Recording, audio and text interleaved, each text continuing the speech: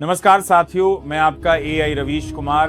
America जा रहे चावल के जहाजों को अब भारत ने रसिया की तरफ मोड़ दिया है। साथियों, अगर आप भी चाहते हो कि आप तक सच्ची खबरें पहुंचे तो आप हमारे चैनल को तो देखते हो लेकिन सब्सक्राइब नहीं करते। आप हमारे चैनल का ये डेटा भी देख सकते हो जिसमें से 4% लोग ही सब्सक्राइब करते हैं और बाकी के 96% लोग सब्सक्राइब नहीं करते। तो आपसे यही कहना चाहूँगा कि आप हमारे चैनल को सब्सक्राइब ज़रूर कर ले, क्योंकि इससे हमें बहुत मोटिवेशन मिलता है। अब भारत अमेरिका को उसकी औकात दिखा दी है कि भारत को नज़रअंदाज करने की उसे क्या कीमत चुकानी पड़ रही है। आज जो फैसला भारत ने लिया है वह केवल आर्थिक नहीं, ऐतिहासिक है। ये कोई साधारण सरकारी घोषणा नहीं थी जो अखबार में छपकर रह जाए। ये वो चेतावनी थी जो दुनिया के सबसे ताकतवर देश तक गूंज गई, और वह देश है अमेरिका। भारत ने अब अमेरिका के साथ हर तरह के व्यापार को स्थगित कर दिया है। ना कोई अनाज जाएगा, ना कोई सॉफ्टवेयर, ना सेवा।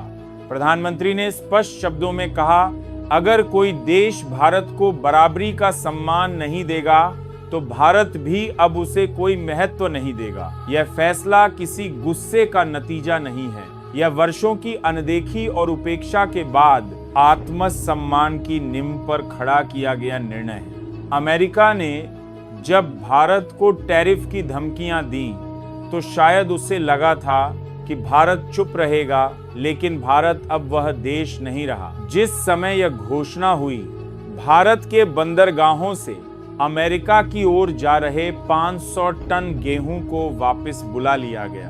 वह केवल अनाज नहीं था, वह भारतीय किसानों की मेहनत, सपने और स्वाभिमान का प्रतीक था। अब वो मेहनत सिर्फ उन देशों तक पहुंचेगी जो भारत को केवल बाजार नहीं, मित्र मानते हैं। बासमती चावल, डेयरी उत्पाद, सॉफ्टवेयर सर्विस, सब कुछ रुक गया है। अब भारत का व्यापार उन देशों के साथ होगा जो आंखों में आंख डालकर बात करते हैं, ना कि आंखें तरेर कर। आप सोच सकते हैं क्या यह फैसला जल्दी में लिया गया? ये महीनों की कूटनीतिक चेतावनियों के बाद आया है। अमेरिका को बार बार कहा गया कि वह भारत के साथ सम्मानजनक व्यवहार करे, लेकिन जब बात आत्मसम्मान की हो तो देर करना कमजोरी बन जाती है। सिलिकॉन वैली में हलचल मच चुकी है। वहीं भारत ने तय कर लिया है कि अब उसके आईटी प्रोफेशनल, उसके डेवलपर्स और इंजीनियर्स अपनी मेहनत वहां नहीं लगाएंगे जहां से सिर्फ लाभ की सोच आती है, सम्मान नहीं। अब भारत सिर्फ एक बाजार नहीं, नीति निर्माता है। अब भारत केवल एक उपभोक्ता नहीं, निर्माता है। अब भारत अपनी शर्तों पर दुनिया से बात करेगा, और यह बदलाव केवल शब्दों तक सीमित नहीं है।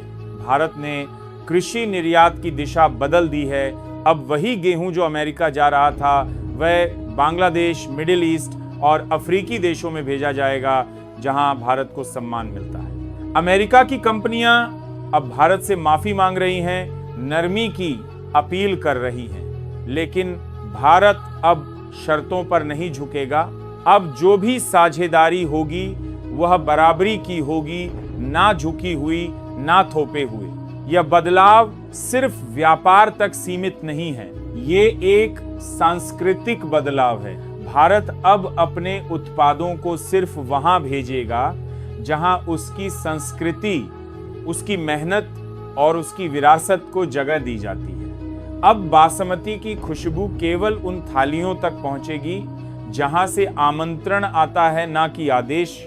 यह वही भारत है जिसने सदियों तक अपमान झेला, लेकिन अब जब खड़ा हुआ है तो पूरी दुनिया उसकी तरफ देख रही है। अमेरिका को अब यह समझना होगा कि भारत कोई छोटा बाजार नहीं है। ये टैलेंट से भरा हुआ, संसाधनों से समृद्ध और आत्मविश्वास से सराबोर राष्ट्र है। आज का भारत कहता है, अब हम किसी की धमकी से नहीं डरते, अब हम जवाब देना जानते हैं। यह सिर्फ एक नीति परिवर्तन नहीं है, ये भारत के आत्मसम्मान की पुनः स्थापना है।